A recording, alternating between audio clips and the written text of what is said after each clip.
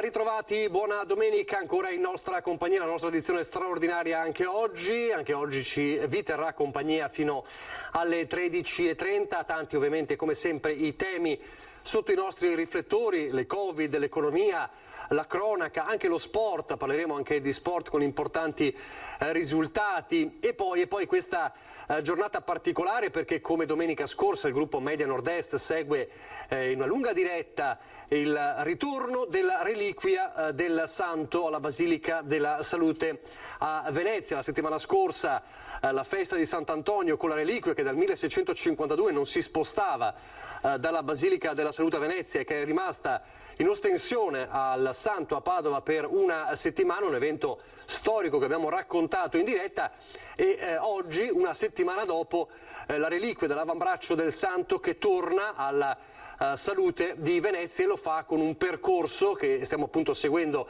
in diretta e che si snoderà da Padova e poi da Padova verso Venezia lungo la riviera del Brenta, quindi un suggestivo percorso che appunto racconteremo in alcune delle sue parti, nelle sue tappe principali. Fra pochissimo ci collegheremo allora con chi sta raccontando tutto questo tra Padova e Venezia, con Valentina Visentin e Ferdinando Avarino. Prima però parliamo di economia, parliamo dell'impatto degli scenari della Covid e della ripresa post-Covid nell'economia del Veneto. 2 giorni fa l'assemblea di Assindustria Veneto Centro e allora è un piacere avere con noi e lo ringraziamo il presidente Leopoldo Destro. Buona domenica, buongiorno. Buongiorno, piacere mio e buona domenica a tutti. Allora, lei ha detto delle parole importanti nell'assemblea, le ripetute poi anche nei giorni successivi, parole importanti perché dicono che la luce in fondo al tunnel c'è, che la ripresa è iniziata, ma ha anche detto servono nuovi lavoratori. Cosa intende con nuovi lavoratori? Allora, come dice bene, sembra finita questa lunga traversata del deserto dove le nostre aziende hanno tenuto e oltre ad aver tenuto hanno resistito alla pandemia, hanno innovato, hanno tenuto ferma la loro presenza nei mercati internazionali e ora appunto la luce sembra vedersi e lo dicono i dati, più 11% della produzione industriale nei primi 3 mesi, più 5% dell'export nei primi 3 mesi e quindi le imprese del nostro territorio sono ripartite. Però ci sono davanti a noi 2 principali problemi. Uno sicuramente più impellente e più urgente ed è rappresentato dal sproporzionato aumento delle materie prime, quando va bene, quando va male addirittura la mancanza di materie prime e questo rischia quindi di rallentare questa forte ripresa.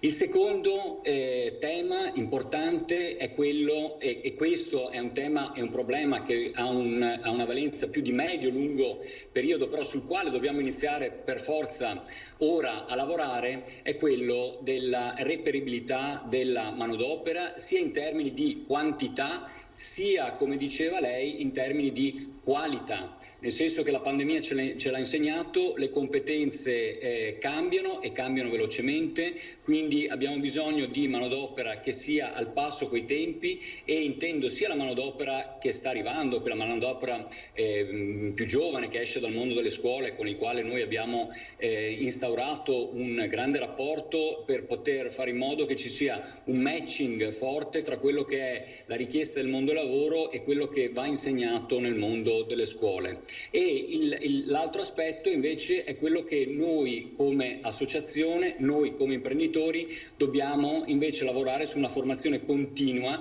perché appunto le competenze cambiano velocemente e quindi all'interno delle nostre aziende abbiamo bisogno di formare in maniera continua i nostri collaboratori. Ecco, questo della formazione di manodopera qualificata è un problema non di oggi, ma che ovviamente si accentua con la crisi e si deve partire dalla scuola, è lì che deve cambiare la situazione, oltre che nelle imprese con la formazione continua. Tenendo sempre presente che noi abbiamo nei nostri territori una scuola sicuramente molto valida, quello che c'è da fare è fare in modo che le competenze richieste dal mondo delle aziende siano percepite in maniera chiara dal mondo della scuola, e quindi questo è quello che dobbiamo fare, cioè cercare un dialogo continuo e costruttivo con il mondo della scuola, che non è solo la scuola superiore, ma è anche rappresentato il mondo degli ITS, che vanno sicuramente rafforzati per le diverse tematiche, e anche il mondo delle università. Anche questo è un altro problema di cui si discute da tempo, attrarre i giovani su settori scolastici che spesso non attraggono i giovani.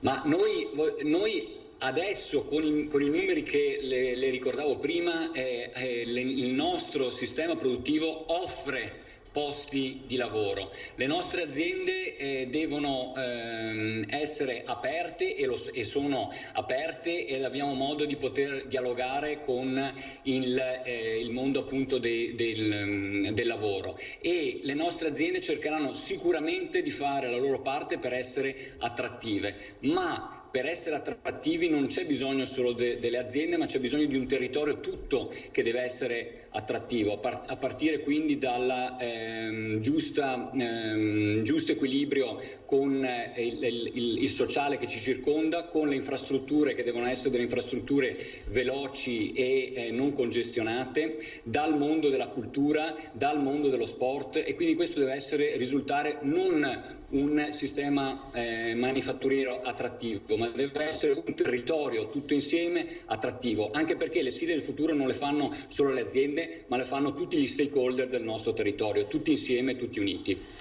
Si parla molto in questo periodo, è più una situazione che riguarda il terzo settore, turismo e ristorazione, anche della difficoltà di reperire i giovani, però da un altro punto di vista si dibatte in questi giorni con i sindacati che dicono certo, però ci vuole anche una certa retribuzione, ci vuole una contrattualistica seria, insomma c'è anche nelle imprese questo dibattito?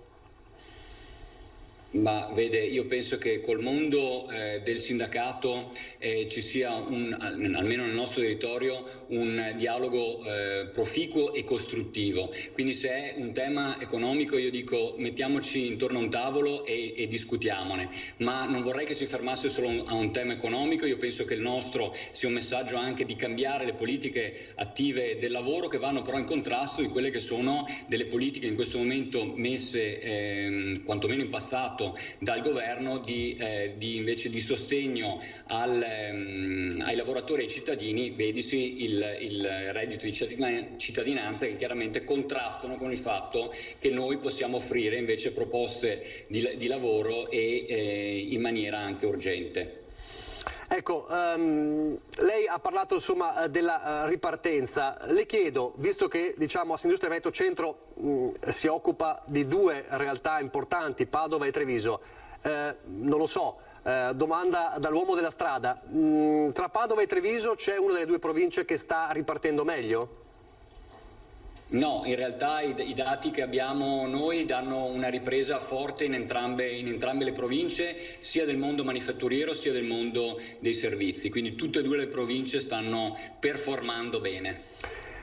Lo sblocco dei licenziamenti, come si collega a questa necessità di nuovi lavoratori? Da una parte una richiesta di manodopera qualificata, di persone di lavoratori che abbiano sempre una formazione continua, dall'altra però c'è anche questo altro fronte, che è un altro fronte di dibattito con i sindacati.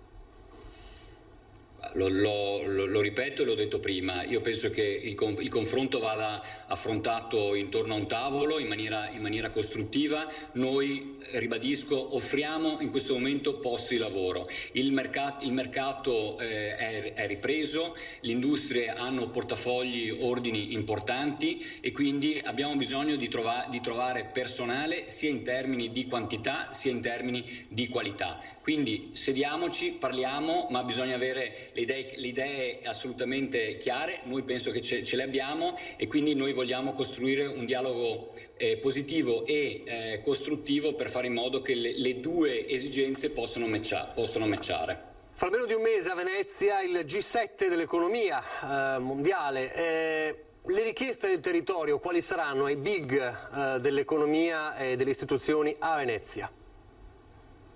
Beh, penso che sia innanzitutto una bellissima vetrina per Venezia e il nostro territorio che va sfruttata bene. Quale migliore occasione per promuovere nuovamente e in maniera forte Venezia come capitale mondiale della sostenibilità, e questo penso sia un'opportunità unica e un bel messaggio che vogliamo dare su una delle tematiche importanti che anche le nostre aziende stanno affrontando proprio in questi momenti. Sul tema della sostenibilità, l'altro messaggio che va dato per un sistema produttivo che secondo me è all'avanguardia e può solo che migliorare in tal senso, l'occasione potrebbe essere assolutamente quella di chiedere attenzione a livello italiano e quindi a livello europeo e a livello mondiale, perché non vadano ad essere messi obiettivi troppo ambiziosi e sbilanciati rispetto a quelle che sono il contesto mondiale. Quindi stiamo attenti a non richiedere obiettivi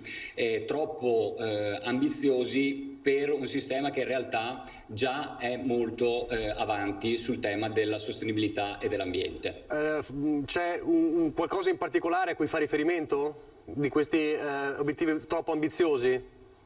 No, in generale, nel senso che, torno a dire, avendo noi già un sistema italiano che è ai primi posti, e questo mi piace sottolinearlo perché ci sono delle forze nascoste, evidenti, che danno un valore aggiunto alle nostre aziende che va evidenziato ancora meglio di quello che noi non stiamo facendo adesso, e quindi c'è un tema di comunicazione e di immagine da rafforzare. Ma se io penso insomma che in temi di decarbonizzazioni, di certificazioni ISO 14001, di circolarità dell'economia, noi siamo tra i primi 3 paesi all'interno del G20, io penso che già stiamo facendo molto, e quindi questo ci fa dire che noi stiamo facendo la nostra parte, che adesso non ci mettono degli obiettivi troppo ambiziosi che magari sono spropositati rispetto a quello che succede in altre parti del mondo. L'ultima domanda, perché poi l'uscita dal tunnel va di pari passo anche con la campagna vaccinale. Situazione delle vaccinazioni in azienda, ci fa un po' il punto della situazione nel territorio che lei guida? Beh, guardi, noi devo fare un po' un passo indietro. Noi siamo partiti a inizio anno, e quando è partita, diciamo, il tema della vaccinazione, dando la disponibilità del nostro sistema produttivo e quindi delle nostre aziende per poter essere hub vaccinali. Dopodiché però lo scenario è cambiato, c'è stato il governo Draghi, c'è stato il nuovo commissario straordinario Figliuolo che ha preso brillantemente in mano la situazione, c'è stata la sanità regionale che ha affrontato molto bene con gli hub vaccinali, quindi la parte vaccinale è proseguita molto bene. A quel punto è giusto, secondo me, dare evidenza che questo percorso è andato nella giusta direzione, e quindi la disponibilità delle nostre aziende che rimane, però a quel punto risultava superflua, visto come stanno procedendo le cose sugli hub vaccinali. Benissimo, io la ringrazio infinitamente per questo suo spaccato, insomma, lo scenario dei prossimi mesi delle imprese. Buon lavoro, perché ovviamente avete davanti dei mesi molto impegnativi per concretizzare quello che è adesso questa luce e farla diventare una luce più splendente. Grazie, buon lavoro a Leopoldo Destro, grazie. Grazie, buon lavoro e buona domenica a tutti. Grazie davvero. Allora, avete sentito dunque le parole del Presidente di Assindustria Veneto Centro, anche questa richiesta importante delle imprese del territorio a quello che sarà poi il G20 dell'economia a Venezia. Credo di aver detto G7 prima, mi scuso, un lapsus ovviamente. Il G20 che si svolgerà tra l'8 e l'11 luglio a Venezia, e quindi sarà anche questa una richiesta importante delle imprese del territorio. Non so se possiamo già andare a Padova. Allora, stiamo seguendo, ve l'ho detto prima, il percorso della reliquia del santo che da Padova ritorna verso Venezia e poco fa il Reliquia ha lasciato la Basilica del Santo e si sta avviando verso il portello dove inizierà questo percorso via acqua molto suggestivo che attraverserà la Riviera del Brenta. Non so se riusciamo a sentire Valentina Visentino, Ferdinando Avarino che stanno seguendo. Di Sandro Pompio. Ecco, questo è il nostro Ferdinando Avarino. Resti unito il corteo di auto. Siamo qui a sinistra, proprio la caserma, il comando provinciale dei Carabinieri. E ci stiamo avvicinando, Valentina, stiamo arrivando da voi, quindi darei la linea a Valentina Visentini.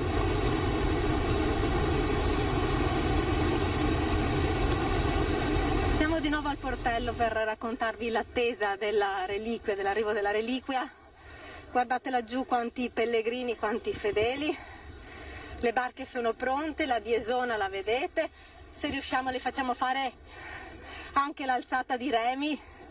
Vediamo se ci alzano i remi, che così è il loro saluto tipico.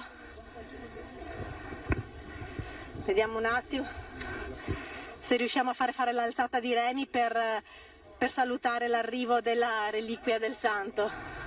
Eccolo che si alzano tutti i remi ed è il loro saluto all'arrivo della Reliquia del Santo, che proprio da qui partirà addirittura di Venezia, dove verrà riportata la Basilica della Salute, sua dimora da oltre 600 anni. Lo vedete, le macchine dei Carabinieri che stanno portando la Reliquia del Santo e che stanno arrivando qui all'imbarcadero del portello per traslare la reliquia nella barca dei Carabinieri, che è proprio qui sotto di noi, per partire alla volta di Venezia, reliquia che sarà accompagnata anche dal busto dorato del Santo, che trasporta un'altra reliquia minore di Sant'Antonio. Vedete Padre Oliviero Svanera. Padre Oliviero Svanera appena sceso dalla macchina con la reliquia di Antonio dell'avambraccio sinistro, l'ulna che per questa settimana è stata in ostensione in Basilica. Tantissima la devozione in questa settimana da parte dei pellegrini che volevano vedere e pregare questa reliquia tornata a Padova dopo oltre 600 anni. C'era tanta curiosità, tanta devozione, perché come ci ha spiegato più volte in questi giorni il Padre Oliviero Svanera, il braccio del Santo è simbolo di carità, simbolo dell'operato del Santo. E quindi è una testimonianza, una grande testimonianza di fede. Lo si è visto proprio dai numeri importanti che questa settimana sono stati registrati in Basilica del Santo. La reliquia ora ritorna, si prepara ad imbarcarsi verso Venezia per il ritorno alla Basilica della Salute. Una lunga giornata di navigazione, perché ripercorreremo la strada acquea, la stessa strada che fece quando venne donata da Padova alla Serenissima, quindi un antico percorso lungo il fiume, dicevamo scordato dalle imbarcazioni storiche. Quelle invece sono le imbarcazioni dei Carabinieri che trasporteranno la reliquia, e come vedete c'è anche il busto dorato del Santo, lo stesso che l'anno scorso sorvolò in aereo i luoghi della pandemia. Buon viaggio alla Reliquia del Santo, un momento di grande emozione, quindi un buon pellegrinaggio fino al ritorno a Venezia. È anche simbolico che questo viaggio avvenga attraverso i percorsi d'acqua, accompagnato tra l'altro dalle nostre associazioni oltre che dalle forze dell'ordine. Quindi un momento emozionante anche che la città sta vivendo con grande intensità. È il segno dell'affetto e l'amore che questa città, i cittadini padovani continuano a avere verso Sant'Antonio, che è amato non solo a Padova, ma a Padova in modo particolare, ma anche in tutto il mondo. Quindi buon pellegrinaggio, buon percorso. Una benedizione alla città di Padova. Dopo diamo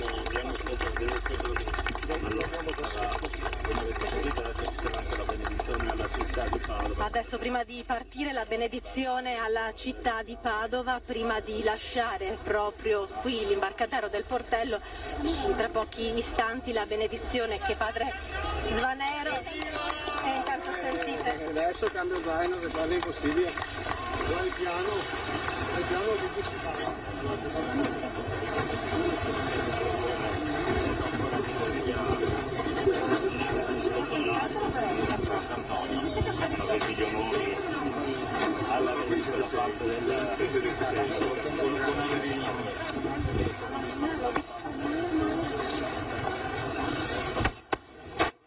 Scusate, un attimino. Stai attento con adesso.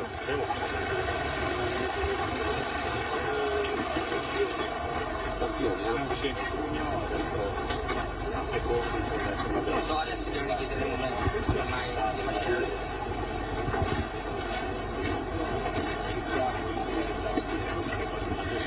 Allora, stiamo per partire. Prima di lasciare l'imbarcadero del portello, ecco la benedizione di padre Oliviero Svanera alla città di Padova. Nel nome del Padre, del Figlio e dello Spirito Santo, Dio che salva e consola sia con tutti voi.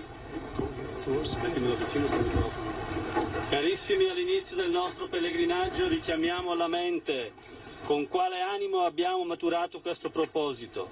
La Basilica di Sant'Antonio e la Basilica della Madonna della Salute attestano la devozione del popolo di Dio e dei fedeli che vi accorrono da ogni parte per incontrare il Santo e Maria Santissima e per ritornare confermati nella vita cristiana e confortati nella speranza. Preghiamo perché, liberi da ogni pericolo, possiamo arrivare alla meta e tornare alle nostre dimore edificati nella fede, nella speranza e nella carità. Preghiamo, Padre nostro, che sei nei cieli, sia santificato il tuo nome, venga il tuo sia fatta la tua volontà, come in cielo e così in terra. Dacci oggi il nostro pane quotidiano e rimetti a noi i nostri debiti, come anche noi li rimettiamo ai nostri debitori, e non abbandonarci alla tentazione, ma liberaci dal male. Dio onnipotente e misericordioso, tu provvedi a chi ti ama e sempre e dovunque sei vicino a chi ti cerca con cuore sincero. Assisti i tuoi figli in questo pellegrinaggio antoniano e mariano e guida i loro passi nella tua volontà, perché protetti dalla tua ombra nel giorno e illuminati dalla tua luce nella notte, possano giungere alla meta desiderata, per Cristo nostro Signore. Per intercessione di Sant'Antonio, su tutti voi qui presenti, su chi ci segue da casa, sulla città di Padova, sulla città di Venezia, sulle nostre terre e sul mondo intero, scenda la benedizione di Dio Onnipotente per intercessione di Sant'Antonio, il Padre, il Figlio e lo Spirito Santo.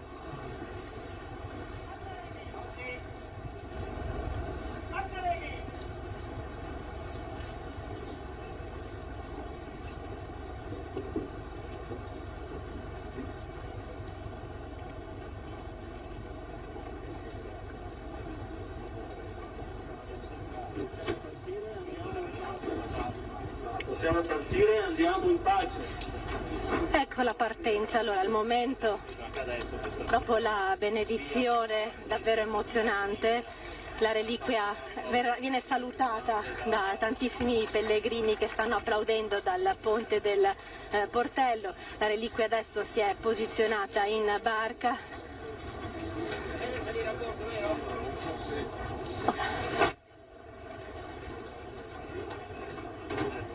E ridiamo la linea a Ferdinando Avarino dalla barca.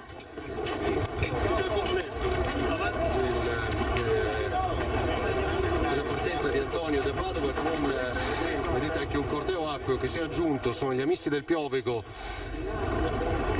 e il saluto con l'Alzaremi Rarinante Spatavium 1905, gli Amici del Piovego che sono qui appunto ad accompagnare Antonio fino a un lungo tratto del tragitto verso verso Venezia. Ora anche la nostra seconda troupe si accomoda a bordo, c'è il vice sindaco di Padova Andrea Michalizzi, Padre Oliviero, ecco, che torna fuori per salutare, immagino, i presenti. Eccolo qui, Padre Oliviero saluta quanti sono arrivati con le proprie imbarcazioni Amici del Piovego per quel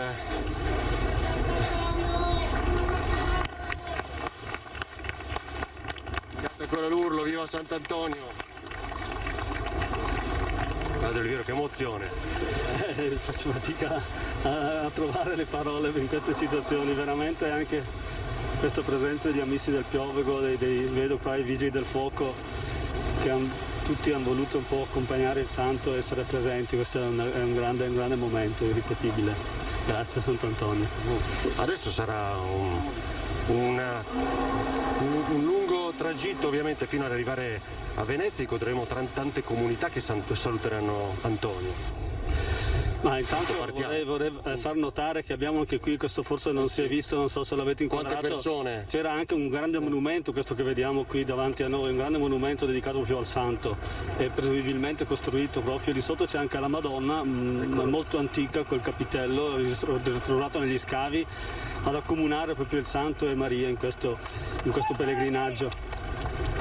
Quindi credo che sia veramente un'occasione di grazia, e certamente anche per le popolazioni che ci stanno aspettando. Il saluto ancora di Padre Oliviero è davvero emozionante, vi devo dire. Ci sono decine e decine di persone, si stanno affacciando ancora in tanti altri a salutare Antonio lungo le rive che ci porteranno appunto a Venezia. Anche l'Alzaremi, bello, molto emozionante. È una partecipazione molto bella, anche perché questa associazione mantiene in alto la tradizione anche delle rive, del custodire queste rive, e quindi credo che questo sono bei segni di partecipazione, e speriamo che riescano a starci dietro. Vedo che sono molto impegnati in questo. Vabbè, ma comunque abbiamo rallentato, grazie Padre Oliviero, abbiamo rallentato ovviamente proprio per questo motivo, per garantire anche che loro riescano a stare al nostro passo. Guarda Sandro, adesso lo spiego anche ai nostri telespettatori, è molto complesso gestire anche tutto il passaggio a bordo ovviamente per quanto riguarda le nostre truppe, e Padre Egidio che documenta sempre tutto non poteva mancare in questo momento. E ammetto che quando ho proposto a Padre Egidio nei momenti storici, momenti storici vissuti in questi anni, di fare io una foto a lui, ha rifiutato. Quindi non mai protagonista, vuole fotografare lui i momenti ma non se stesso, e guardate che è meraviglioso vedere appunto. Poi ne parleremo con Alessandro Campioni, presidente degli Amici del Piovego, voga alla Veneta, giusto? Ecco, che non dico cose sbagliate. Padre Egidio, un'emozione che ha voluto fotografare subito. Ma soprattutto per la presenza della gente, non solo quando siamo partiti dalla Basilica di Sant'Antonio, come avete visto dalle immagini, ma anche qui al portello. Non mi aspettavo così tanta partecipazione, grazie veramente di cuore. È emozionato anche Padre Egidio, che adesso prende di nuovo posto. Sarà, dicevamo, una lunga cronaca e appunto complesso anche per riuscire a districarci tra un collegamento e l'altro. Tra poco la troupe con Valentina Visentina e Simone Merlo invece ci seguirà da terra, perché di fatto larga parte di questa via di comunicazione, via d'acqua che ci porta a Venezia. Eccoci, allora riprendiamo la linea dalla nostra consorella Rete Veneta, e quindi il gruppo Media Nord Est, come avete visto, sta raccontando in diretta questo suggestivo ritorno della reliquia a Venezia lungo lo stesso tragitto, lo stesso percorso che fu realizzato nel 1652. Avete visto davvero immagini molto suggestive. Ci ricollegheremo fra poco per seguire altre tappe di questo percorso acqueo che toccherà tutta la Riviera del Brenta prima di arrivare poi a Venezia. La reliquia era ancora alla Basilica del Santo ieri sera, quando c'è stata anche un'altra cerimonia particolare che da 4 anni si svolge sempre alla Basilica del Santo, e cioè la messa dei single, la messa di chi va al Santo per chiedere di poter trovare una persona con la quale condividere la propria vita. C'erano molte persone da tutto il Veneto, allora vediamo le immagini e anche le voci di questa cerimonia particolare, la messa dei single a Padova ieri sera. Un'iniziativa che cerca di venire incontro, direi così, nella nostra esperienza a tante situazioni di persone sole, di persone che, così direbbe il nostro poeta in questo centenario, nel mezzo del cammino di nostra vita, magari così tra i 30, i 40 e i 50 anni, si ritrovano per varie situazioni soli. Un'ultima speranza, vediamo come va. Hanno detto che Sant'Antonio fa il miracolo, speriamo di sì, insomma. Essendo una messa per i single magari, chi lo sa, però diciamo che non vengo solo per il fatto che essendo single, ma vengo perché comunque è sempre una messa, sempre una bella cosa. Perché desidero una persona per la mia vita. E quindi decide di affidarsi a Sant'Antonio? Assolutamente sì, assolutamente sì. È molto devota a Sant'Antonio? Sì, è un caro santo, sì. Quindi lei le messe le frequenta a Basilica? Non tutte, però quando riesco volentieri vengo, vado anche solo alla tomba per una preghiera. Lo sa che Sant'Antonio è il santo delle cose perdute, che fa trovare le cose perdute? Spero che trovi anche me allora. Non è per cercare un'anima gemella, è un po' così, un po' per... cioè non è che uno si aspetta di trovare qualcuno, è proprio il piacere di sentire delle parole buone, di serenità. Allora non so se il sindaco di Zero Branco è single, non vogliamo fare gossip, non lo chiediamo. Buongiorno a Luca Dorighetto, buona domenica.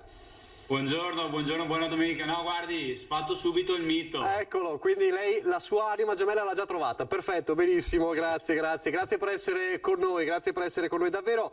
Allora, parliamo di sindaci, se però è vero che a Zero Branco ha un record, chiamiamolo così, o comunque una controtendenza rispetto ad altri comuni, è un comune dove il calo demografico, che è purtroppo una piaga, non solo in Veneto ma in tutta Italia, non c'è, è così?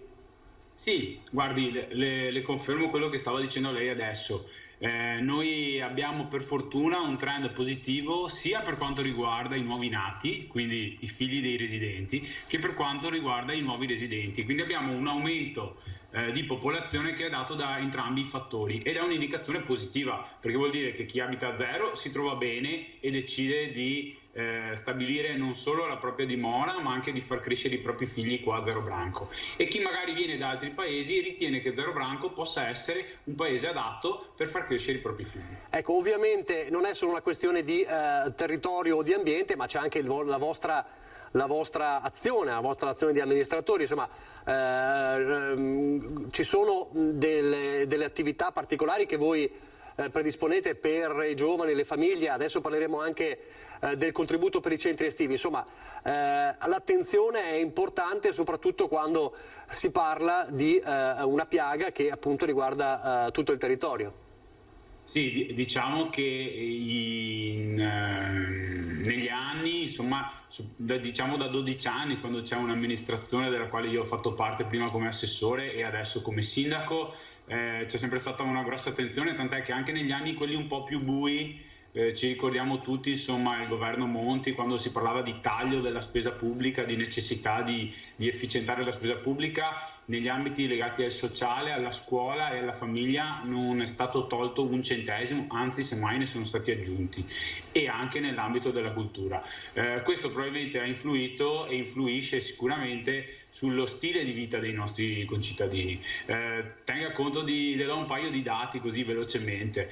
Noi tra novembre dell'anno scorso e marzo di quest'anno abbiamo stanziato 100.000 euro per risistemare tutti i parchi pubblici. Noi abbiamo 14 parchi pubblici, 14 aree verdi attrezzate con giochi, e quindi in sostanza abbiamo deciso di buttare 100.000 euro, di investirli per fare in modo che questi ragazzi, questi bambini abbiano spazi a loro dimensione e soprattutto dove si possano ritrovare e giocare. E c'è anche poi un altro aspetto che abbiamo fortemente voluto e costruito assieme alle famiglie e ai bambini, che è quello del bosco urbano, perché abbiamo voluto creare uno spazio dove loro fossero i protagonisti nella costruzione, ma soprattutto uno spazio dove in divenire loro possano trovare un ambiente assolutamente naturale, pronto ad accoglierli e anche, perché no, che possa stimolare la loro fantasia, che nei giochi di bambino di solito non manca mai. Ecco, e poi c'è anche un contributo importante, perché è quello dei centri estivi. È, come dire, chiamiamolo così, è un termine brutto, una valvola di sfogo fondamentale dopo un anno e mezzo di crisi pandemica. Avete stanziato anche un contributo importante, così? Sì, allora noi abbiamo anticipato un contributo, perché anche l'anno scorso lo Stato ha riconosciuto a tutti i comuni un contributo per agevolare le famiglie. Noi questa volta abbiamo voluto aggiungerci del nostro e anticiparlo, per cui abbiamo già stanziato 25.000 euro che in qualche modo sappiamo già non saranno sufficienti a coprire il contributo che abbiamo valutato, ma che aggiunti a quelli che lo Stato ci dovrebbe dare garantirebbero a tutte le famiglie la possibilità di avere un contributo annuo che può arrivare fino a 400 euro. Noi abbiamo stabilito 20 euro alla settimana per chi fa mezza giornata e 40 euro alla settimana per chi fa la giornata intera. Chiaramente, come diceva lei, molto spesso per le famiglie diventano una valvola di sfogo, ma soprattutto in questi mesi i ragazzi hanno dimostrato la volontà e la necessità di volersi rincontrare, e quindi il centro estivo diventa non soltanto un modo per la famiglia per gestire i propri figli, ma anche un modo per i ragazzi per ritornare a socializzare in un ambiente che sia anche aperto e soprattutto giocoso. E quindi abbiamo voluto aggiungere al contributo che lo Stato ci dovrebbe far arrivare a breve questi 25.000 euro iniziali, che poi, se non dovessero servire bastare, e mi auguro che non bastino, noi saremo pronti ad aggiungerci ancora soldi. Ecco, tutto questo mentre, l'abbiamo raccontato nei giorni scorsi, i sindaci riuniti nell'ANCI chiedono al governo di rivedere un po' la questione del fondo per i comuni, perché sotto i 15.000 abitanti c'è ovviamente una differenza sostanziale tra sopra i 15.000 e sotto i 15.000 abitanti. La Marca Trevigiana è un territorio, ma anche il Veneto, di tanti comuni cosiddetti piccoli che però sono realtà importanti, e quindi c'è anche questo problema. Sì, a riguardo, tra l'altro, mi ricollego a quello che dicevamo poco fa. È chiaro che se si vogliono crescere dei ragazzi o se si vogliono creare dei paesi o delle comunità a misura di famiglia e quindi di bambino, c'è la necessità di attuare degli investimenti, perché nel tempo gli spazi e i luoghi si sono sviluppati probabilmente anche più in un'ottica di socialità adulta. Per poter fare però questi investimenti servono i soldi, come sempre. Le faccio un esempio anche centrato e calzante sul mio territorio. Noi qui dopo anni siamo riusciti a costruire una palestra. Zero Branco ha già 4 palestre e 3 campi di calcio che non sono sufficienti per dare risposta a tutti i ragazzi del paese che vogliono svolgere attività. Ebbene, se anche i comuni nella fascia 5.000, 15.000 potessero avere voci in capitolo o avere disponibilità di spesa in questo famoso piano di rilancio che dovrebbe in qualche modo aiutare l'Italia, ma tutta l'Europa in realtà a rilanciare non solo la propria economia, ma mi permetto di dire anche a rilanciare il proprio pensare comune e soprattutto il proprio stile di vita e le proprie volontà future. Se si esclude questa fetta, noi saremmo in qualche modo in difficoltà a poter dare risposta o continuare a dare risposta a quello che i nostri cittadini, le nostre famiglie e i nostri bambini ci chiedono. E trovo assolutamente, mi permetta di usare un termine di poco buonsenso, il fatto che si sia esclusa la fetta principale dei comuni, perché nella fascia 5-15.000 c'è, soprattutto qua in Veneto come ricordava lei, ma in realtà in tutta Italia è la parte preponderante dei comuni. Sembra quasi sia voluto escludere dalla discussione chi poi è in trincea, e chiedo scusa se uso un'immagine forte, ma sempre di più purtroppo ci ritroviamo noi sindaci ad andare in guerra armati di una forchetta. E questo è un messaggio importante. Peraltro il sindaco Mario Conte, presidente di ANCI Veneto, ha detto: noi faremo un appello importante a Mattarella, lo vedo nell'effigie alle sue spalle, però poi se non basta scendiamo in strada, insomma, pronti anche a manifestare. Tutto questo, lo diceva lei, sindaci in trincea è un termine che viene usato molte volte, ma è concreto. Siete stati in trincea ancora di più durante la pandemia, ma siete sempre in trincea. Il caso della sindaca che a Crema, se non sbaglio, è indagata per quell'infortunio di quel bambino, dimostra ancora una volta che spesso i sindaci come dire, sono lasciati soli o comunque vivono il loro, possono anche purtroppo vivere quella che è la loro missione anche con la paura, è così? Diciamo che quando ho letto le dichiarazioni dei politici a livello nazionale riguardo a questo tema, non le nascondo che ho avuto un moto di rabbia, perché la cosa che mi ha colpito è: ma come? Si ricordano dei sindaci nel momento in cui devono in qualche modo prendere le loro difese, ma nel momento in cui vanno a legiferare, quindi a definire anche le responsabilità dei sindaci, che ci devono essere, attenzione, ognuno deve rispondere per quello che fa, ma che non possono trascendere quello che è il normale buonsenso, la cosa mi ha lasciato un po' di amaro in bocca, perché leggere, ripeto, di politici a livello nazionale che dicono non è giusto che il sindaco risponda anche per la bambina che, povera, si è pizzicata le dita nella porta, faccio un esempio sciocco, ma poi di fatto la normativa e la legge che viene fatta a Roma questo decide, questo declina.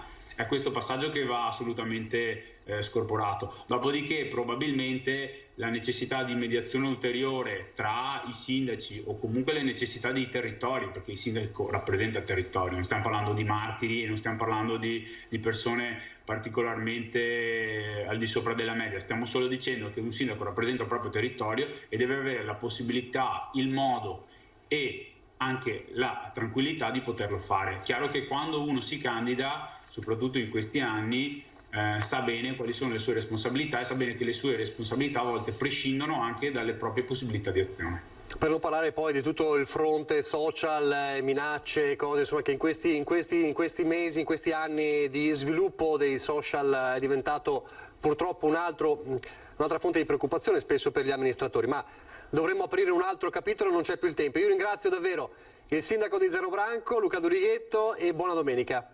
Buona domenica anche a lei e a tutti gli spettatori. Grazie, grazie davvero. Allora adesso una breve pausa pubblicitaria, poi daremo qualche dato, un aggiornamento sulle vaccinazioni Covid e anche apriremo un po' un discorso sul coronavirus, meglio non solo sulle vaccinazioni ma anche sulle decisioni che verranno prese nelle prossime ore, già domani forse dal Comitato Tecnico Scientifico riguardo alle mascherine, ma prima la pubblicità.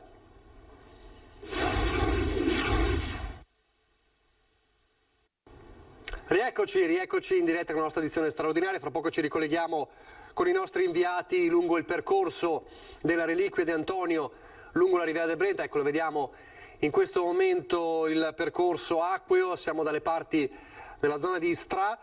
Solo per darvi qualche aggiornamento, lo vedete già in sovraimpressione, per quanto riguarda le vaccinazioni, con un totale raggiunto di 3.680.139 dosi somministrate fino ad ora in Veneto, 2.464.888 di prime dosi, e di cicli completati siamo a 1.215.251. In totale la popolazione residente con almeno una dose ha ormai superato da qualche giorno il 50%, siamo al 50,9%, con 2.470.392 veneti almeno con una prima dose, mentre veneti già completati, col ciclo completato, quindi totalmente vaccinati, sono 1.182.061. Nello specifico interessante vedere anche le fasce d'età, con la fascia 12-19 che ha raggiunto finora il 6,6%, la fascia 20-29 il 20,5%, la fascia 30-39 il 22,3%, la fascia dei quarantenni del 54,1%, poi i cinquantenni al 69,1%, gli over 60, sì, del 60-69 anni siamo all'81,3%, era una delle fasce critiche, ma sta raggiungendo piano piano il dato più importante, e poi le fasce, come abbiamo detto, dei settantenni con l'88% e quelle degli ultra ottantenni ormai a ridosso del 100%, 96,5%. Questo è il la situazione delle vaccinazioni. Tutto questo mentre domani, molto probabilmente già domani, il Comitato Tecnico Scientifico, su espressa indicazione del Premier Draghi, dovrà decidere anche sullo stop all'obbligo delle mascherine all'aperto, ovviamente, e potrebbe essere già dal 1° di luglio, quindi o 1° o 5 luglio, ma potrebbe essere, si va verso la situazione del 1° luglio, ma lo si saprà ufficialmente soltanto domani.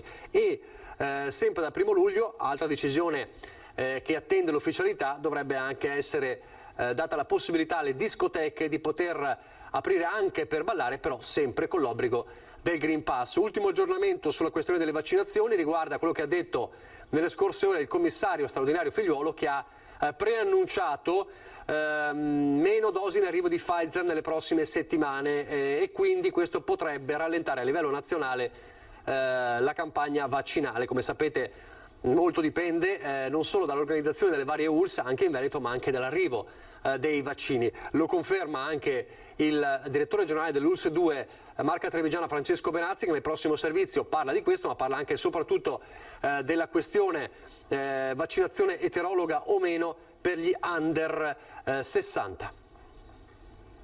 Eccolo qua, questo è il consenso informato che ogni centro vaccinale farà firmare ovviamente a chi è sotto i 60 anni, ha fatto la prima dose con AstraZeneca e dovrà fare la seconda dose con Moderna o Pfizer. La vaccinazione eterologa dunque in prima dose con AstraZeneca, seconda dose con Pfizer o Moderna deve essere autorizzata da chi la riceve ed ecco il modello già in uso nei centri vaccinali che di fatto richiede un consenso, come indicato da un decreto legge al cambio di tipologia di vaccino in corsa. Per chi lo vorrà però, e questa è la novità della giornata, la seconda dose potrà essere ancora con AstraZeneca, ma dovrà essere espressamente richiesto.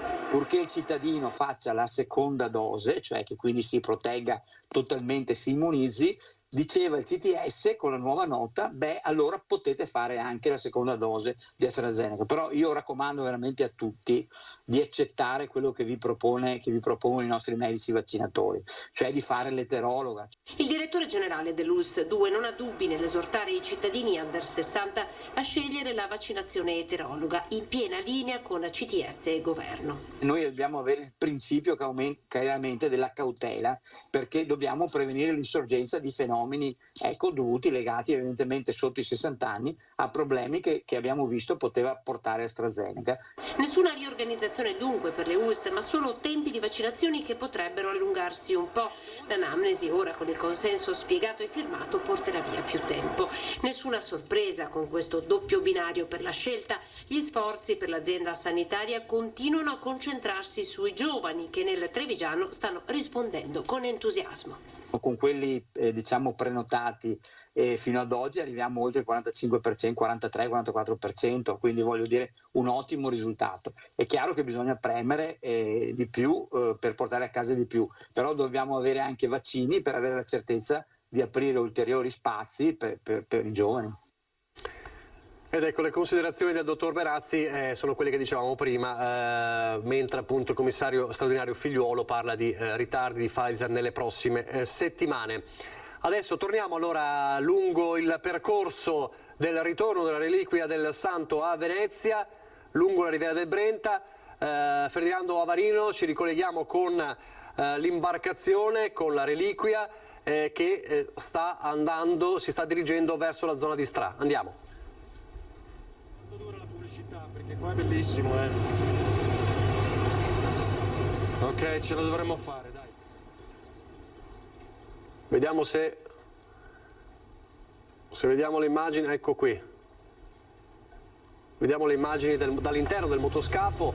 Abbiamo visto ecco la reliquia che viene portata, viene mostrata alle popolazioni che si trovano a ridosso del passaggio per far vedere la reliquia del santo. Sentiamo. Non c'è ancora l'audio. Prima abbiamo visto come dire, la reliquia che veniva portata nel motoscafo che lasciava Padova. Ha lasciato Padova dopo una settimana importante in cui i fedeli pellegrini da tutto il Veneto, da tutta Italia, anche dall'Europa, hanno potuto osservare, vedere, pregare, rivolgersi al santo in occasione anche di questa traslazione storica di una reliquia che non tornava al santo dal 1652 e che dopo una settimana ritorna a Venezia. Vedete lungo le rive i fedeli assiepati per vedere il passaggio suggestivo. È un passaggio che ripercorre quello che fu il viaggio della reliquia proprio nel 1652.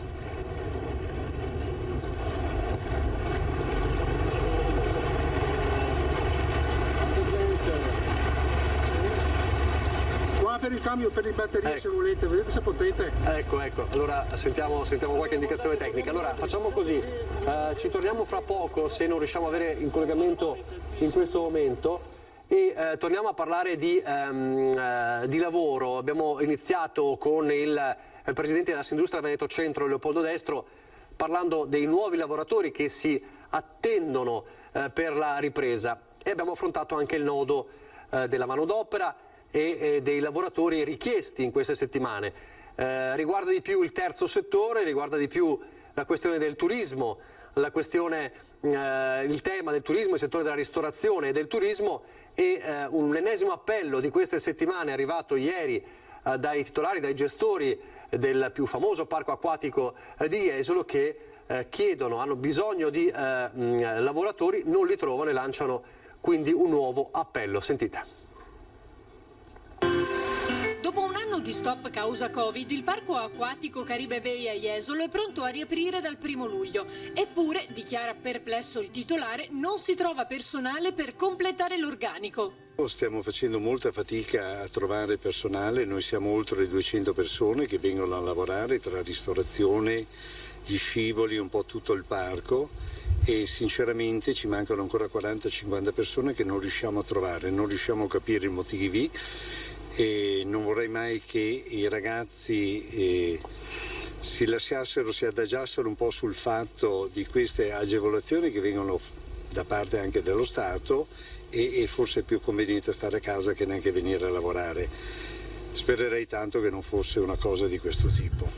Il problema non riguarda solamente il parco, premiato 12 volte come migliore in Italia. Nei giorni scorsi, infatti, altre associazioni di categoria hanno evidenziato lo stesso problema.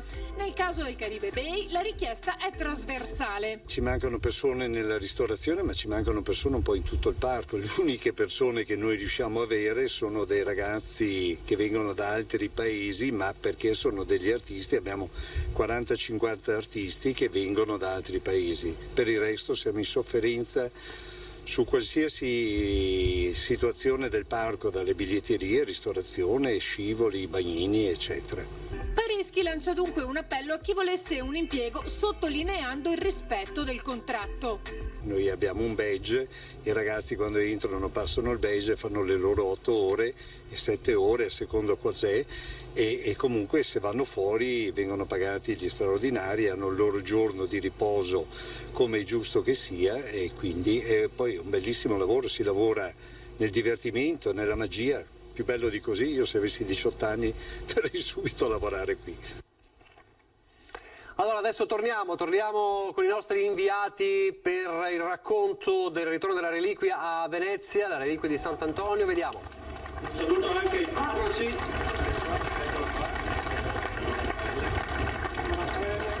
I nostri frati. Non era prevista questa sosta e quindi vogliamo sottolinearla. Il comune di Noventa si è mostrato molto attento al nostro arrivo, perché avevamo pensato ad alcune tappe, ma questa diciamo che è veramente speciale anche perché è legata alla nostra presenza al villaggio Sant'Antonio. Grazie veramente a tutti voi e alla popolazione qui raccolta, a nome di tutti i frati del Santo. Sono un po' emozionato. Anche noi siamo le sue emozioni e dobbiamo dire che in effetti non era prevista questa sosta, ma guardate quante persone ci sono, e dunque hanno scelto all'improvviso di fermare comunque le imbarcazioni anche qui. Il sindaco, il rappresentante dell'amministrazione comunale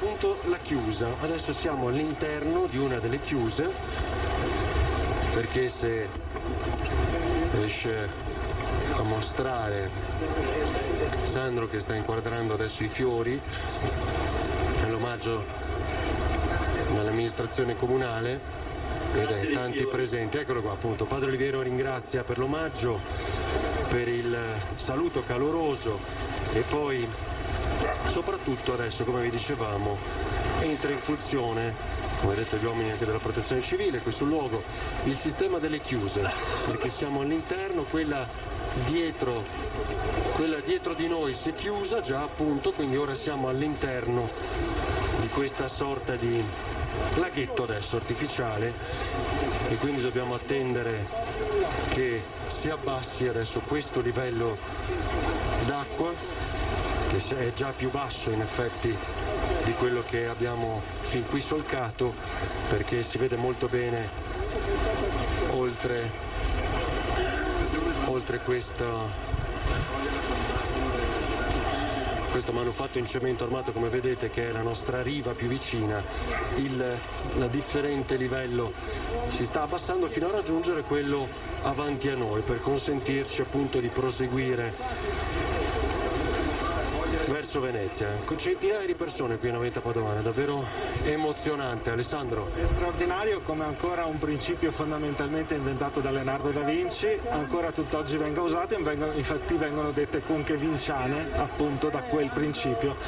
La Serenissima Repubblica di Venezia chiedese più volte noi moderni diremo consulenza di Leonardo da Vinci per alcune soluzioni idrauliche lungo tutto questo tratto, e questo porta ancora una memoria. Chiaramente adesso noi stiamo guardando un manufatto novecentesco, chiaramente.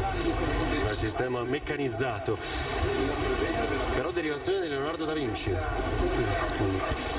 Ecco perché appunto ci ha spiegato Alessandro Campioni, presidente della missione del Piovego, questo sistema straordinario che richiede evidentemente alcuni minuti per queste operazioni. Mi devo spostare, certo, perché non vorrei premere mai la manetta e far partire l'imbarcazione. Hanno ragione. Ci hanno raggiunto. Pensavamo avessero desistito, invece no, le nostre due imbarcazioni le ho viste, sono ancora lì che stanno arrivando insieme a quella dei pompieri. Sì, saranno fino alla Salute. E poi appunto grazie alla collaborazione con il nucleo territoriale dei Carabinieri siamo riusciti a sistemare quei piccoli e grandi problemi logistici che ancora oggi sono un ostacolo per fare questo tipo di tratto di navigazione. Ci sono anche i vigili del fuoco adesso. A Noventa ci si deve fermare, dicono Padre Oliviero. In questo momento, come vedete, appunto per la tanta partecipazione, davvero non si poteva fare diversamente. Siamo quasi a livello, mi sembra di vedere, dell'altro tratto di fiume, quindi a breve immagino si apriranno le porte di questa chiusa. Anche di là, Sandro, avete fatto vedere tutti insieme a Simone Merlo quante persone.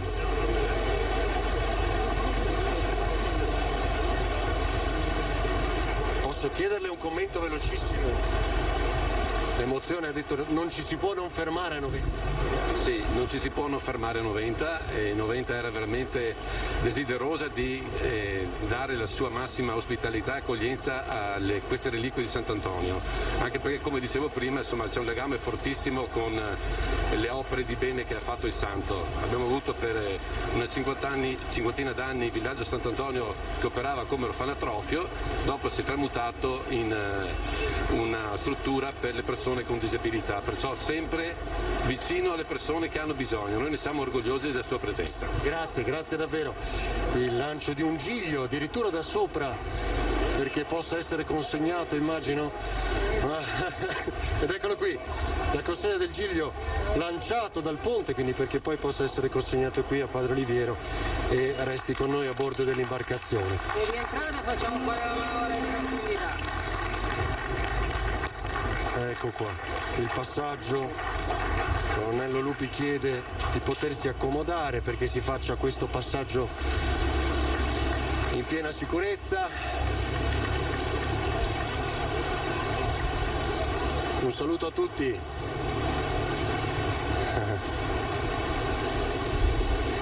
È l'operatore del consorzio che hanno garantito questa operazione, quindi la riapertura adesso della chiusa. Ci seguirà anche, forse ci seguiranno ancora le imbarcazioni che erano con noi, e ora si riparte a velocità un po' più sostenuta. Ma guardate ancora quante persone ci sono a bordo del nostro tragitto. Carabinieri straordinari, anche equilibristi, per arrivare dietro. Qui bisogna stare molto attenti a rispettare il fondale perché non è molto profondo, come già detto, e quindi devono rispettare una rotta precisa. Ancora una famiglia qui avanti a noi per i saluti.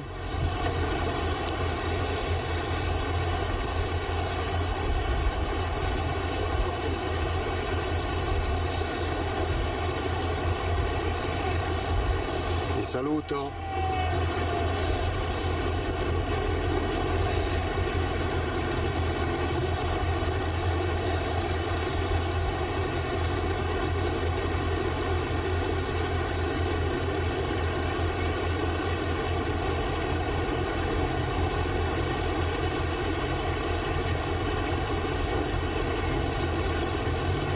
C'è chi ci costeggia in bicicletta, avete visto? Il saluto. Il signore però lo vediamo non pedala, secondo me, quindi ha la bicicletta assistita per garantire anche di mantenere la stessa velocità e quindi non perdere il percorso di Antonio verso Venezia.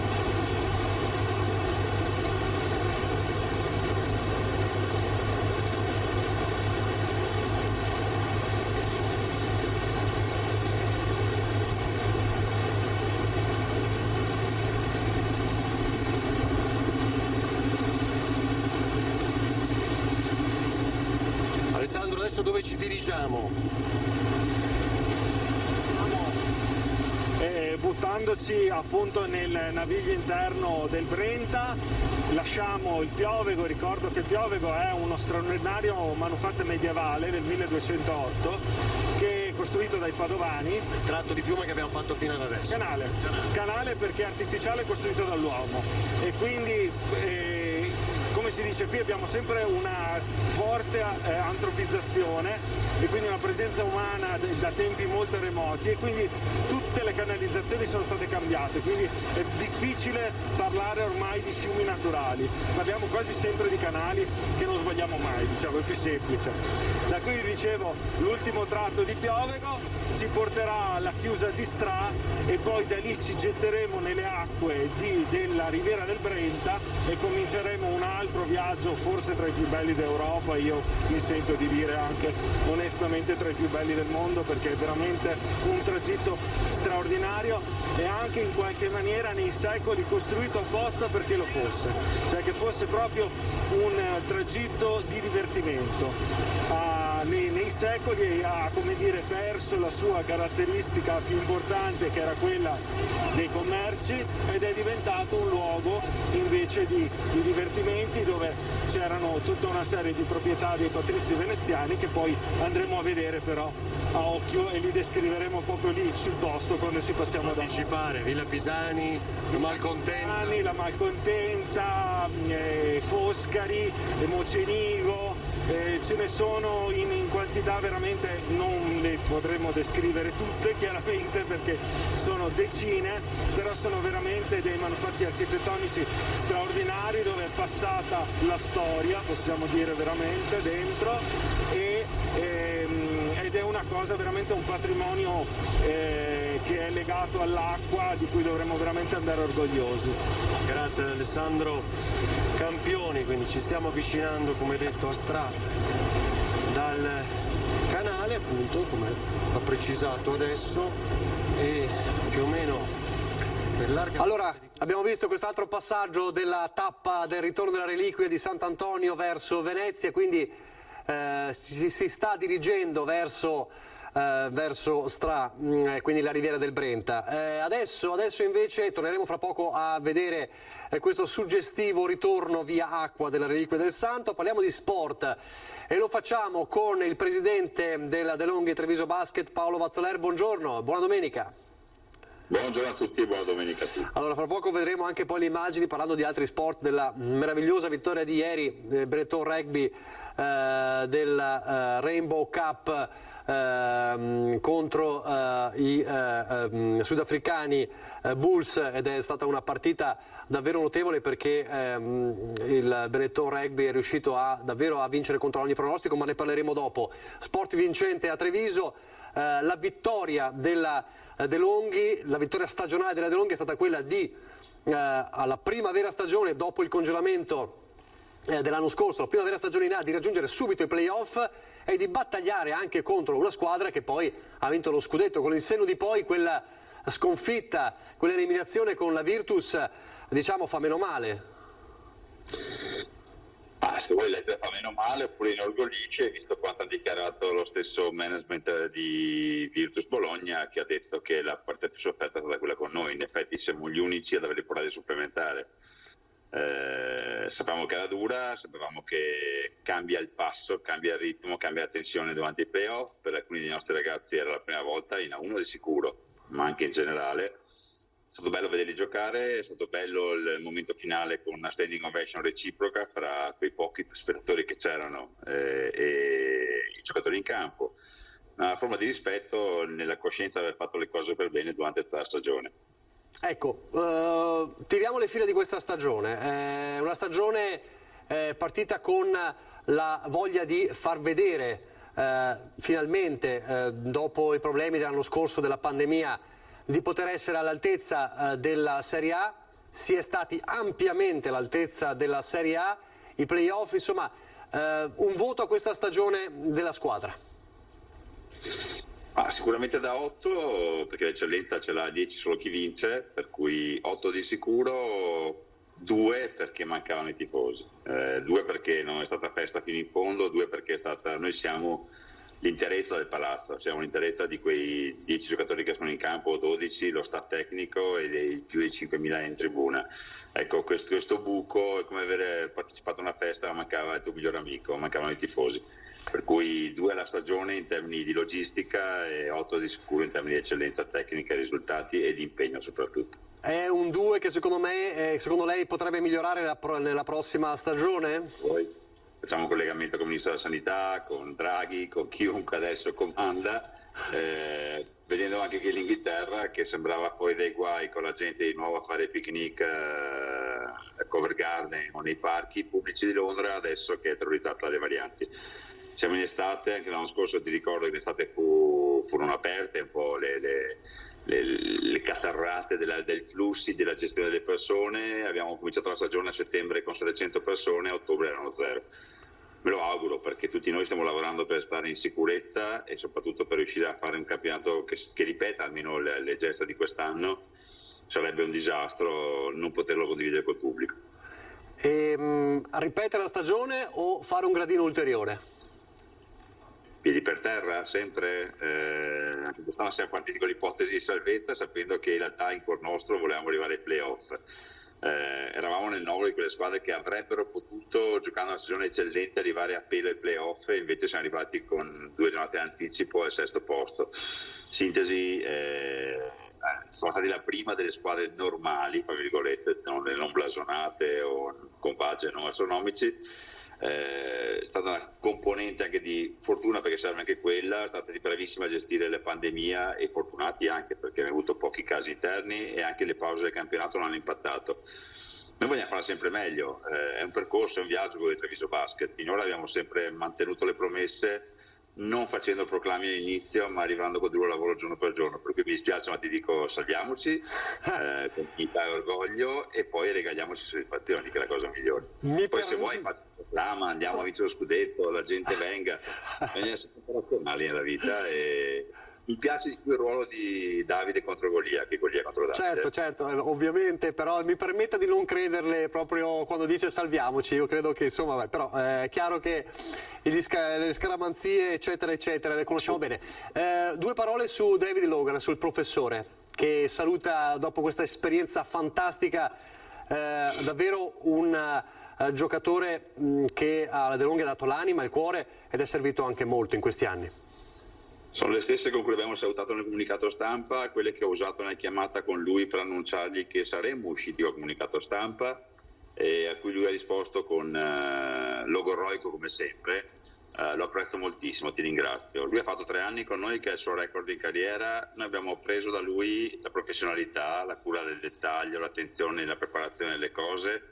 Ha trasmesso ai compagni con l'esempio, che forse è la cosa più impattante nel gioco, nello sport, come essere professionista a questi livelli a 40 anni, senza far notare l'età anagrafica che ha.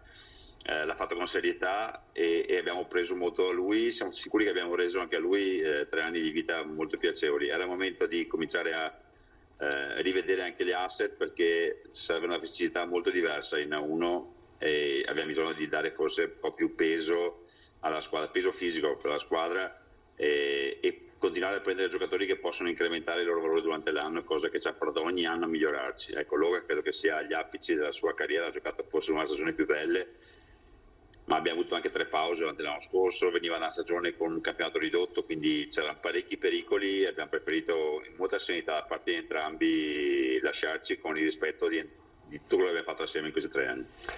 Il mercato, abbiamo visto le conferme di Sokolowski, di Russell, c'è qualcosa che bolle in pentola? È un'altra delle cose che poi non si dicono mai, perché però c'è qualcosa che bolle in pentola, nuovi arrivi? Allora, io so quando firmi i contratti, non ne ho firmati altri in questi 2 giorni, dall'ultima intervista che ho fatto. Abbiamo detto che vogliamo confermare il blocco di italiani e ci sono delle cose che potrebbero ancora far cambiare idea a qualcuno dei giocatori, ma non da parte nostra sicuramente.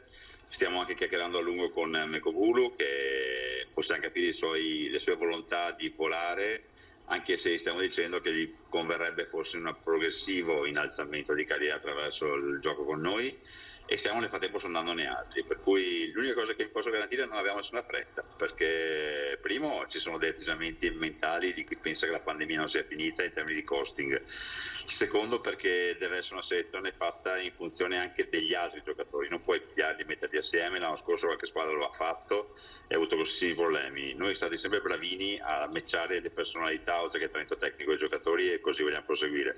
Max e Andrea sono al lavoro ogni giorno, mi danno la sintesi a fine giornata, mi regalano al massimo 2 nomi da vedere sugli highlights, su qualche scheda tecnica, in modo che io possa essere felice. Loro ne vedono decine al giorno.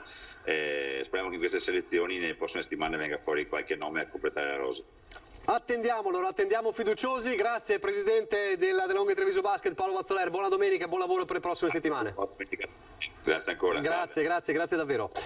Allora, dicevamo, vediamo un po' le immagini anche, poi questa sera vi racconteremo nel nostro servizio della vittoria del Benetton Rugby, che ha sollevato la Guinness Pro 14 Rainbow Cup proprio davanti al suo pubblico a Monigo, con una vittoria 35-8, davvero in attesa anche per il valore dei quotatissimi Bulls di Pretoria, i sudafricani, ed è la prima Coppa internazionale per una squadra italiana, quindi i leoni biancoverdi che hanno davvero riscritto una pagina di storia della palla ovale con questa vittoria, grazie anche alla guida di Kieran Crowley alla sua ultima partita sulla panchina biancoverde, prima poi di guidare l'Ital Rugby dalle prossime ore, quindi una vittoria che ha consentito a quella parte ridotta ovviamente di pubblico all'interno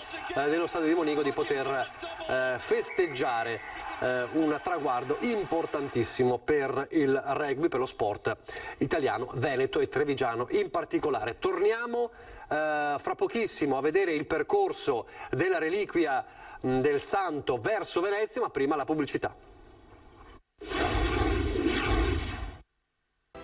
Rieccoci in diretta, allora torniamo al viaggio di ritorno della reliquia del Santo verso Venezia. È ripartito il motoscafo dopo una piccola sosta, andiamo. Ancora in tanti a salutarci.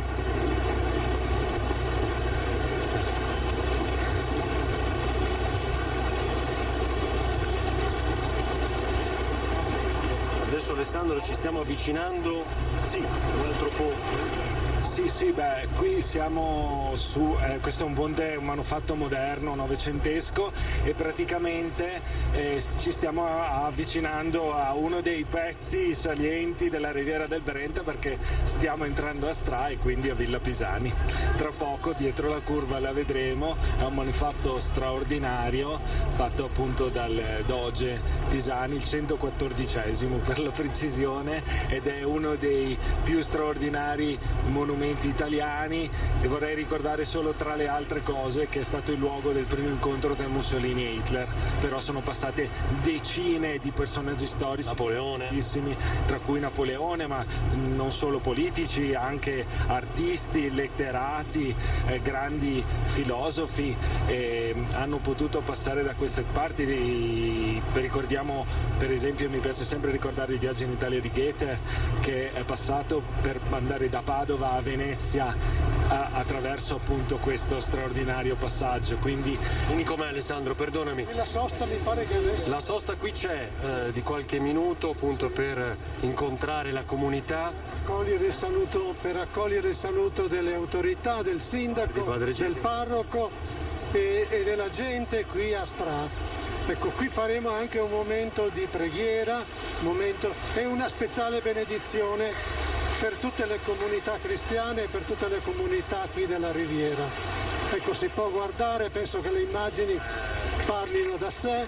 Ecco, ci attracchiamo qui al puntile, ecco, qui facciamo una sosta, non scendiamo ma restiamo qui sull'imbarcazione, però ecco, un'accoglienza gioiosa, un'accoglienza di festa, e Sant'Antonio di sicuro ne gode, è contento.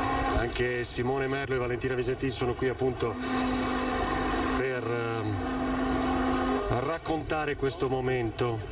Adesso prendiamo il microfono anche perché Padre Oliviero possa farsi sentire da tutti. Anche qui ci sono centinaia di persone, senza alcun dubbio, tra i ponti, le due sponde, ed eccoli qua che si avvicinano piano piano per incontrare la comunità e dare la benedizione prima i saluti del santo.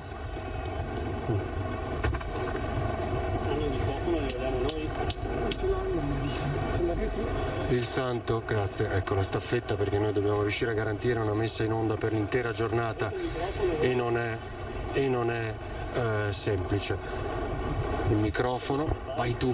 Allora do la linea a Valentina Visentin che da terra racconta. Grande emozione qui sull'argine di Stra, c'è attesa per le parole del sindaco Caterina Cacciavillani, che ora sta per prendere la parola per dare il benvenuto alla reliquia del santo. Insieme a lei c'è anche il parroco della parrocchia della Natività della Beata Vergine Maria, Don Giovanni Battista Toniolo, e vedete alle nostre spalle tantissima gente, c'è anche chi ha una rosa bianca da consegnare al santo, simbolo di un voto, tantissimi fedeli che sono arrivati qui a Stra e che sono venuti a salutare, che stavano aspettando. Ecco le parole del sindaco. Ecco, vi facciamo ascoltare le parole del sindaco di Stra, Caterina Cacciavillani. Ripercorre oggi il medesimo tragitto che percorse quasi 4 secoli fa, allorquando la preziosa reliquia venne donata dai frati minori alla Serenissima. Ancora oggi la devozione verso il nostro santo unisce idealmente Padova a Venezia, la Basilica del Santo alla Basilica della Salute. La via d'acqua segna la continuità tra questi territori. e la comune devozione unisce le popolazioni che li abitano in una comunione che il trascorrere del tempo sembra rinsaldare e fortificare. Il santo venerato per i suoi miracoli oggi idealmente viene a noi per condividere le difficoltà del nostro vivere in un momento in cui, fiaccati da 18 mesi di pandemia, ci prepariamo con speranza alla ripartenza. Lui che vestendo il saio sposò la povertà francescana e divenne protettore dei poveri, viene a ricordarci che non ci può essere ripartenza senza solidarietà e giustizia sociale. Lui, fine teologo e instancabile predicatore, viene a dirci che i saperi vanno posti al servizio dell'uomo e del bene comune. Lui, confessore e taumaturgo, viene a ricordarci che non c'è salute del corpo senza salute dell'anima. Benvenuto quindi fra noi, Sant'Antonio carissimo.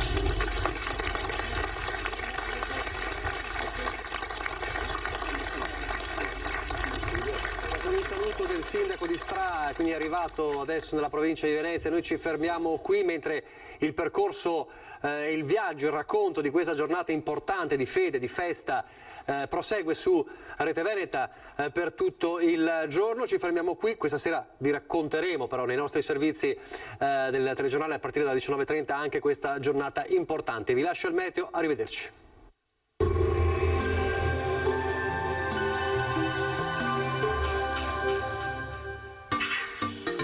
Tremonti, attrezzature e materiale per saldatura professionale a Montebelluna. Bentrovati al meteo.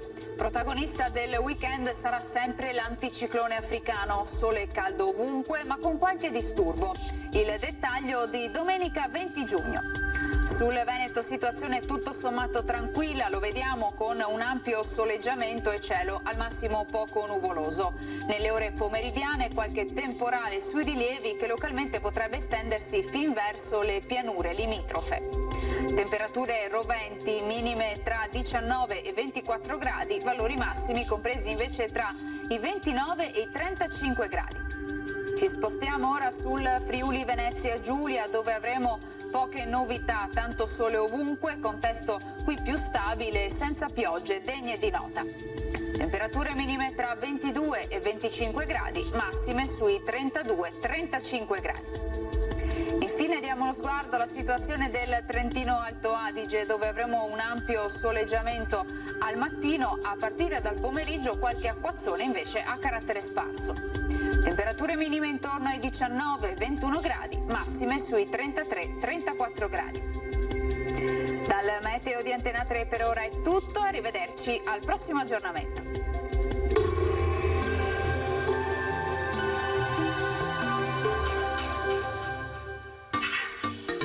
Tremonti, attrezzature e materiale per saldatura professionale a Montebelluna.